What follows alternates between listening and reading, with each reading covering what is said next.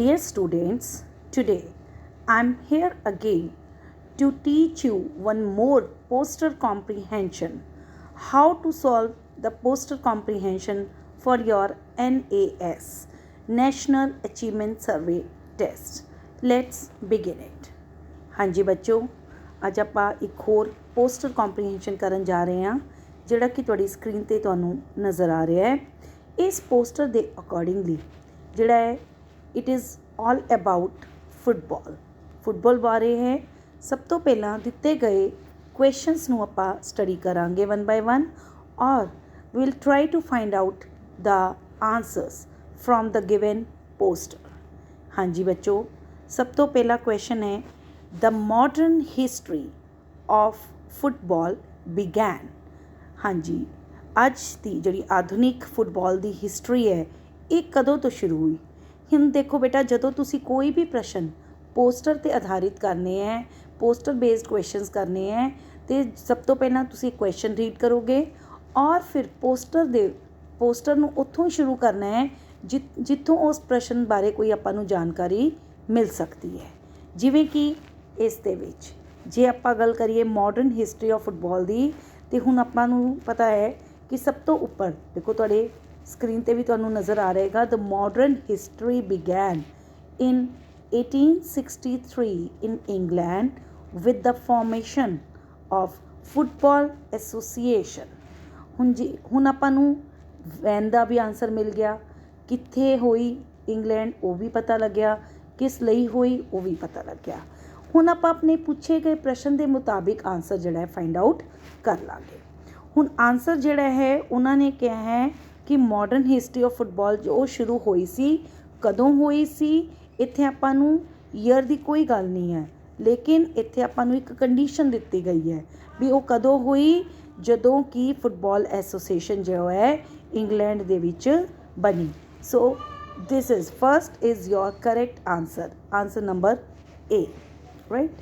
ਹੁਣ second question 'ਤੇ ਆਓ। The oldest professional football club, ਸਭ ਤੋਂ ਪੁਰਾਣਾ ਪ੍ਰੋਫੈਸ਼ਨਲ ਫੁੱਟਬਾਲ ਕਲੱਬ ਮਤਲਬ ਜਿੱਥੇ ਫੁੱਟਬਾਲ ਜਿਹੜਾ ਹੈ ਸਿਖਾਇਆ ਜਾਂਦਾ ਹੈ ਉਹ ਕਿਹੜਾ ਹੈ। ਹੁਣ ਫਿਰ ਦੁਬਾਰਾ ਆਪਾਂ ਬੇਟਾ ਇਸ ਦੇ ਆਨਸਰ ਦੇ ਲਈ ਆਪਣੇ ਪੋਸਟਰ ਨੂੰ ਧਿਆਨ ਨਾਲ ਦੇਖਾਂਗੇ ਅਤੇ ਜਿੰਨਾ ਕੁ ਆਪਾਂ ਹੁਣ ਤੱਕ ਕਰ ਚੁੱਕੇ ਹਾਂ ਉਸ ਤੋਂ ਅੱਗੇ ਦੇਖੋ। The first governing body of the game, ਠੀਕ ਹੈ, was called association football, the oldest among professional football clubs. ਹੁਣ ਕਿਉਂਕਿ ਆਪਾਂ ਨੂੰ ਚਾਹੀਦਾ ਇਹੀ ਹੈ ਕਿ ਪ੍ਰੋਫੈਸ਼ਨਲ ਕਲੱਬ ਦਾ ਫੁੱਟਬਾਲ ਕਲੱਬਸ ਦੇ ਵਿੱਚੋਂ ਸਭ ਤੋਂ ਜ਼ਿਆਦਾ ਜਿਹੜਾ ਪੁਰਾਣਾ ਓਲਡੈਸਟ ਹੈ ਉਹ ਕਿਹੜਾ ਹੈ, notes county. So notes county C is the correct answer. Fine. Now question number 3. Time period of one half of football match is। हाँ जी, ਫੁੱਟਬਾਲ ਦੇ ਮੈਚ ਦੇ ਵਿੱਚ ਜਿਹੜਾ ਸਮਾਂ ਦਿੱਤਾ ਗਿਆ ਵਨ ਹਾਫ ਉਹ ਕਿਸ ਨੂੰ ਦਰਸਾ ਰਿਹਾ ਹੈ, ਕਿਸ ਨੂੰ ਸ਼ੋ ਕਰ ਰਿਹਾ ਹੈ। ਹੁਣ ਵਾਪਸ ਆਪਾਂ ਆਪਣੇ ਪੋਸਟਰ 'ਤੇ ਜਾਵਾਂਗੇ ਅਤੇ ਜਿੱਥੇ ਟਾਈਮ ਦੀ ਕੋਈ ਗੱਲ ਚੱਲੀ ਹੈ ਉਹ ਦੇਖਾਂਗੇ। ਜਿਵੇਂ ਕਿ ਹੁਣ ਇੱਥੇ ਆਪਾਂ ਨੂੰ ਪਤਾ ਹੈ ਕਿ ਨੀਚੇ ਟਾਈਮ ਦੀ ਗੱਲ ਚੱਲ ਰਹੀ ਹੈ ਕਿ a match is played in 245 minutes half with a break of 15 minutes. ਠੀਕ ਹੈ ਕਿ ਮੈਚ ਜੋ ਹੈ ਉਹ ਖੇਡਿਆ ਜਾਂਦਾ ਹੈ ਇਨ 245 ਮਿਨਟਸ ਹਾਫ, ਮਤਲਬ 245 ਮਿਨਟਸ ਦੇ ਵਿੱਚ ਖੇਡਿਆ ਜਾ ਰਿਹਾ ਹੈ। ਇਟ ਮੀਨਸ ਕਿ ਇਹਦਾ ਜਿਹੜਾ ਆਨਸਰ ਹੋਏਗਾ ਬੇਟਾ ਉਹ ਹੋਏਗਾ ਤੁਹਾਡਾ B 90। ਇਸ ਦੇ ਵਿੱਚ ਤੁਹਾਡਾ ਸਹੀ ਜਿਹੜਾ ਆਨਸਰ ਆਏਗਾ ਉਹ ਹੈ 90 ਡਿਗਰੀ ਔਰ 90 ਮਿੰਟ ਸੌਰੀ। ਔਰ ਇਸ ਦੇ ਵਿੱਚ ਜਿਹੜਾ ਆਨਸਰ ਪਹਿਲੇ ਵਾਲਾ ਹੈ ਤੁਹਾਡਾ ਆ ਵਾਲਾ 45 minute, this is your wrong answer. ਠੀਕ ਹੈ, ਸੋ 90 is the correct answer, 90 minutes, ਕਿਉਂਕਿ 2 ਹਾਫ 45 ਦੇ 2 ਹਾਫ ਕਹੇ ਗਏ ਨੇ। ਇਟ ਮੀਨਸ ਟੋਟਲ ਜਿਹੜਾ ਹੈ ਉਹ 90 ਮਿੰਟਸ ਦਾ ਹੋ ਗਿਆ। ਠੀਕ ਹੈ ਜੀ। Now question number 4. One of the following countries have won football world cup 5 times. ਕਿਹੜੀ ਕੰਟਰੀ ਨੇ ਫੁੱਟਬਾਲ ਵਰਲਡ ਕੱਪ ਨੂੰ 5 ਵਾਰੀ ਜਿੱਤਿਆ। ਹੁਣ ਦੇਖੋ ਇਹਦੇ ਵਿੱਚ ਕਿਤੇ ਨਾ ਕਿਤੇ ਇਸ ਦੇ ਨਾਲ ਰਿਲੇਟਿਡ ਕੋਈ ਨਾ ਕੋਈ ਗੱਲ ਜ਼ਰੂਰ ਦੱਸੀ ਗਈ ਹੈ। हाँ जी ऊपर देखो जिथे कंट्रीज़ की गल आ रही है राइट इतने देखो कि Brazil having won it 5 times it means correct answer जोड़ा है वो की है A Brazil. So this way you attempt the given question in poster comprehension. ठीक है बच्चों पोस्टर कॉम्प्रीहेंशन दे विच दिते गए प्रश्नों के उत्तर किवें लभने हैं कि पहला तुसी प्रश्न पढ़ लेने हैं और फिर उन्हां क्वेश्चन ते बेस मतलब जिथे भी तुहानूं लगे पोस्टर दे विच वो पॉइंट जिहड़ा प्रश्न जिहड़ा प्रश्न वाला पॉइंट है उहदा आंसर मिल सकता है तुसी उस चीज़ नूं देखोगे।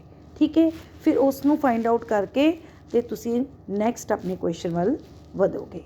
हाँ जी इस तो बाद one more poster comprehension on your screen it is about chocolate. हाँ जी ये पूरा पोस्टर जो है it is based on chocolate पर आधारित है। इस दे भी देखो चॉकलेट बारे उहदी हिस्टरी दसी गई है एडवेंटेजेस ऑफ ईटिंग चॉकलेट की फ़ायदे होंदे ने चॉकलेट्स खाण दे या डिसएडवांटेजेस यानी कि चॉकलेट खाण दे डिसएडवांटेजेस की ने उहदे नुकसान की ने। हुण आपां सब तो पहला क्वेश्चन 1 बाय 1 स्टडी करांगे। Question number 1 who were the first to cultivate cacao. हाँ जी कको बनाने वाला सब तो पहला कल्टीवेट कर की होंदा है फसल लगाने वाला सब तो पहला जो है कह लो कि ग्रुप ऑफ पीपल वो कौन सन। हुण हिस्टरी ये क्योंकि हिस्टरी वाला क्वेश्चन है तो बट नैचुरल आपां नूं हिस्टरी तो पता लगेगा। हाँ जी हिस्टरी तुहानूं दित्ती गई है देखो पॉइंट नंबर 2 देखो the Mayans were the first people to domesticate and harvest cacao tree. हाँ जी तो आंसर अपना जड़ा है वो की आ गया ए द मयानाज ये वो लोग ने जिन्हों ने इस फसल नूं उगाया। Question number 2 why was chocolate a symbol of luxury. हाँ जी बच्चों चॉकलेट नूं लग्जूरीअस आइटम क्यों मन्निया गया भी एक वधिया मतलब आप ये मनते हैं कि एक रॉयल पीपल जड़े ही इनू खा सकते सी उहदा कारण की सी बट नैचुरल है अज दे टाइम दे विच एक कॉमन चीज़ है लेकिन पुराने टाइम दे विच बहुत मतलब कह लो कि कॉस्टली एक चीज़ मन्नी जाती सी। ठीक है जी तो यदा आंसर भी आपां नूं बट नैचुरल है हिस्टरी दे विचों मिलेगा। पहला आपां हिस्टरी देखांगे।